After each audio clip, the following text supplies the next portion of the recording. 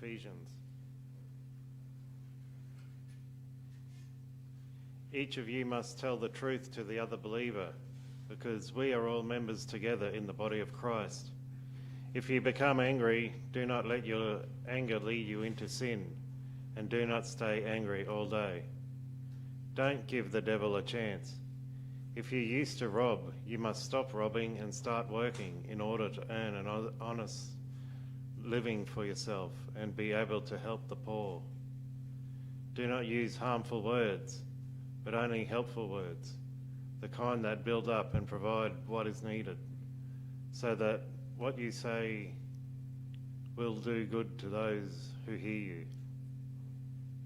And do not make God's Holy Spirit sad, for the Spirit is God's mark of ownership on you, a guarantee that the day will come when God will set you free.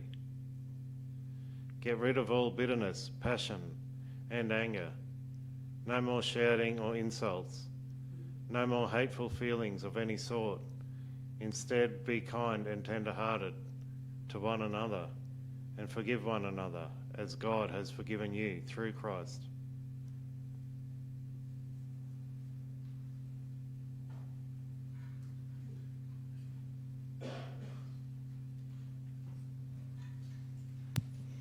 Hello, I'm Denise. For those of you who don't know me, I'm the pastor here. A couple of months ago, I was reading through Merthyr Road Uniting Church's newsletter. We rent the space from them and have a good relationship with them. And I noticed that they were promoting this course called the Accidental Counsellor. They were organising for Lifeline to come along and do it for their members. So as soon as I read that, I emailed David Bush and said, could we come along as well? And he said, funny you should mention that. I was going to put it out there for you, and you beat me to it. So we advertised that on Slack, and less than 2 days later, we had 10 people signed up. It seems like it was a very felt need. And so I thought, rather than for those 10 people to keep all of that to themselves, we would give them an opportunity to come and share some of what they learnt. Not all 10. We've got 4, plus a written paragraph from Emily.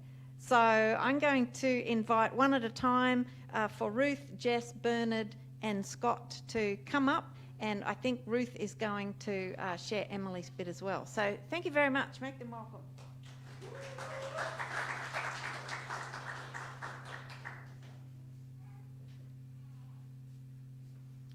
So I'll read Emily's contribution first. Thanks, Emily. What stood out to me is boundaries and self-care. They kind of go hand in hand. You need to set boundaries to protect your own headspace, stating what you're comfortable with doing and to help direct towards relevant programs of support. Self-care is something that I realised I needed to do more of. It's hard to support someone while you're struggling yourself. Taking time for yourself to decompress, doing activities that bring you joy or relaxes you. Could be a walk, going for a swim, or watching your comfort show. Thanks, Emily. Now for what I had to say. Firstly, I'd like to thank Merthyr Road Uniting for facilitating this course, because I really found it very beneficial. Sometimes when I go along to a conference or a seminar or a professional development, I have a really clear idea of what I want to get out of it, what I expect to learn, and that was certainly the case when this opportunity came up to do this course. But as so often happens when we turn up, we sometimes come away with something totally different. Still useful, but different. One of the first things the facilitator said was, if someone can do something for themselves, I'm not going to do it for them. And I thought, that's a bit harsh. I wasn't sure if I was in the right course still. Later on in the course, she noted that we were all there on a Saturday learning how we can better help people in crisis. And many of us had mentioned that we were from caring professions, and she said that the danger of good people turning up with good intentions is that sometimes we want so badly to help that we jump in, and instead of being a support, we try to fix a situation, or we do things that the person can do for themselves, which actually takes away their agency. Or we try and hasten change that the person isn't ready for. That hit me quite hard. Our big year topic that we were looking at during this time was change yourself, not others. Of all the topics that we've looked at, that has been the most difficult for me to get my head around. A few years ago, I was having a pretty rubbish time, and the people who helped me the most during that time were the ones who showed up and listened. They didn't try to fix me. They didn't tell me what I should do. They showed up. They loved on me, they prayed with me, and they had my back. For the people who loved me, it must have been incredibly hard to watch me going through that. They absolutely would have wanted to do all they could to help me and to change the situation I was in and make things better. But they made room to share the pain that I was feeling and just turned up. And as I reflected on my own attempts to help the people that I love, I became aware that at times I've done exactly what the counsellors was telling us not to do, what the big year teaching tells us not to do, what the Bible and Jesus told us not to do. It's very hard to watch on as people that we love are in pain or suffering or hurt or struggling. But my biggest takeaway from the course was to resist the temptation to turn up and take over. Don't try to fix it. Be present, share the pain, and listen. Work on yourself, not others.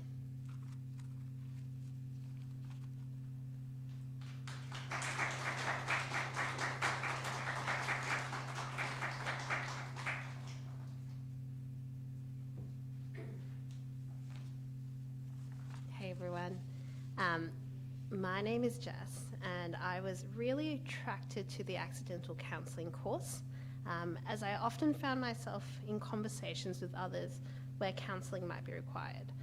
So I work in a really high intensity, stressful job. I find myself having conversations with colleagues who are a bit burnt out. I'm part of a small group where we're sharing life together, and we could be instances where we're counselling each other. And I seem to have a lot of repeated conversations with friends and family where someone's complaining about the same problem time and time again, but nothing changes, and I get really frustrated. So I'm very whiny as well.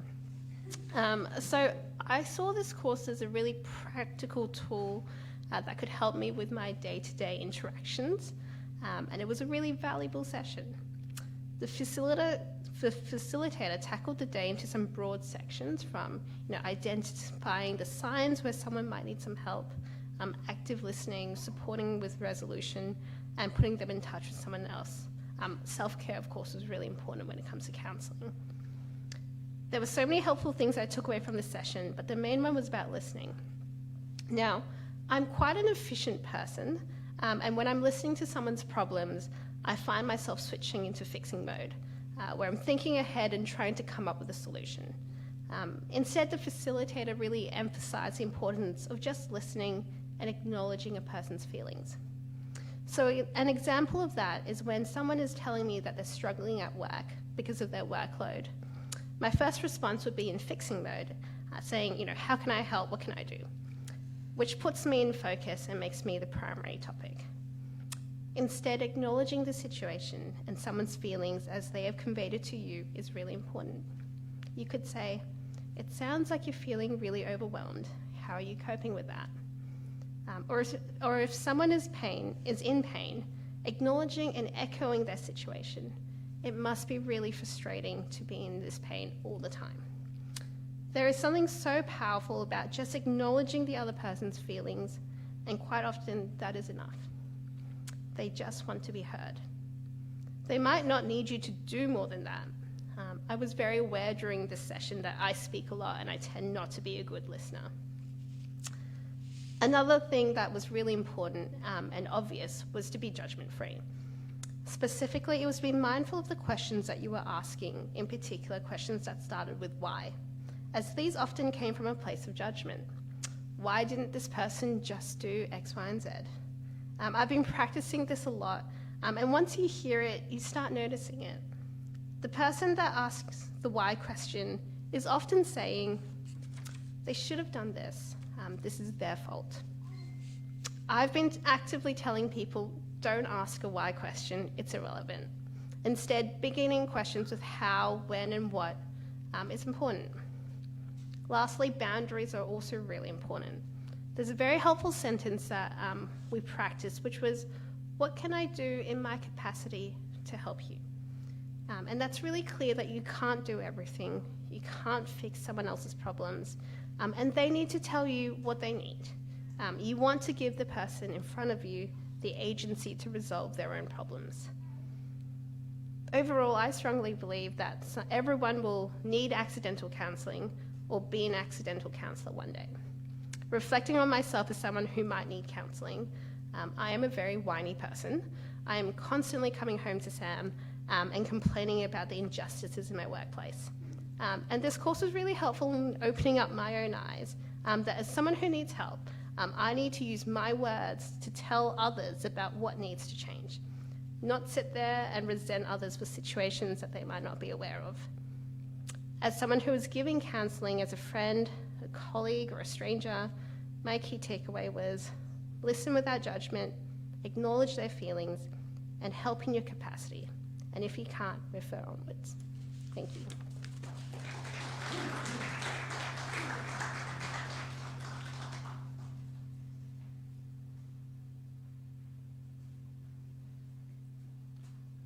Hello, I'm Bernard. I'd like to also thank the Merthyr Road Uniting Church for facilitating us during this course. The four of us tonight haven't seen what the other people are going to say, so unfortunately I'm going to be repeating some of the ideas that Jess has just told you. The course is very helpful, and what struck me most about it was the value and importance given to just being there to listen to someone who's going through a rough patch in life. Any of us can find ourselves in a situation where we are with someone who really needs a listening ear. They may be someone we know or someone we don't know. For someone in a crisis, just being listened to calmly and non-judgmentally by another human being can be enormously reassuring and sometimes even life-saving.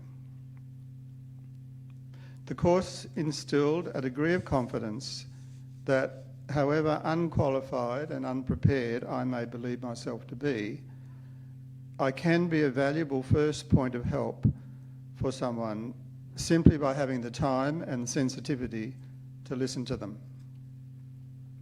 An accidental counsellor doesn't need to give someone in crisis any advice. The course explored the importance of active listening and explained the difference between closed questions, which seek a simple yes or no answer, and open questions such as what happened or tell me about, which elicit a more expansive response. It was recommended that open questions are preferable in a crisis situation because they encourage the person to open up more about what is troubling them. I found it interesting that asking the person why something happened was not recommended because it would be unnecessarily challenging for them at that point and is not immediately important to an accidental counsellor situation. And as Jess pointed out, it can raise issues of judgment as well. Perhaps the issues raised by why questions are best left to qualified counsellors later on. I noted also the suggestion that when talking to someone you are not physically with, for example during a phone conversation, if they are distressed, asking them to describe details of where they are, who they are with, and what their present surroundings are, can refocus their attention on the real world and help calm the situation down. When listening seems to have come to its conclusion, there is an important shift in pronoun use from you to we and us. We let the person know that the situation is not too difficult for us, there is help available, and we can reach out for help together. This can reassure them that there is hope and that they are not alone. Thank you.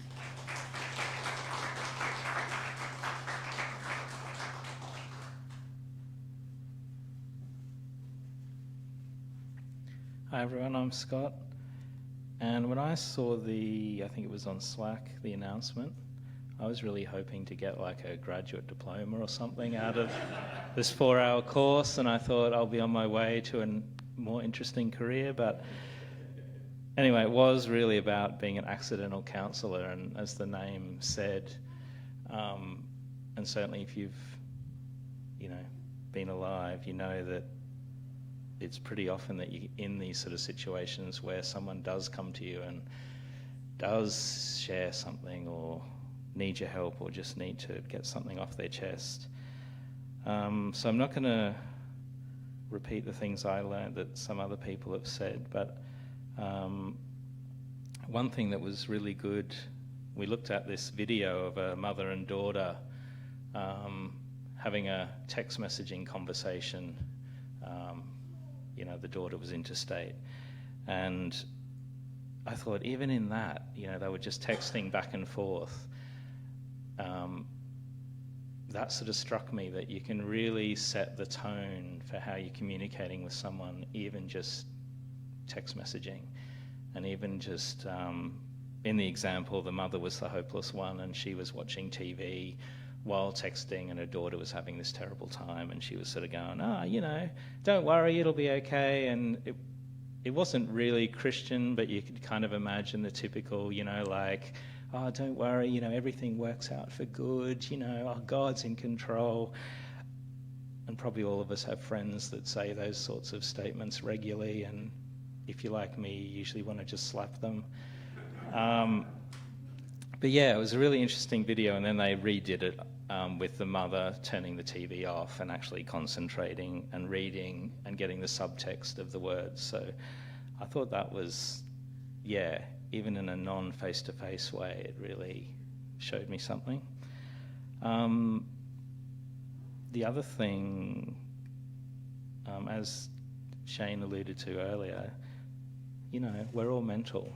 And I usually quite often say that to friends, and people go, and it's like, hello, we all have mental health issues. Like, it is a part of life. If you think you're not mental or you don't have any mental health issues, I hate to be the one to break it to you, but you're wrong.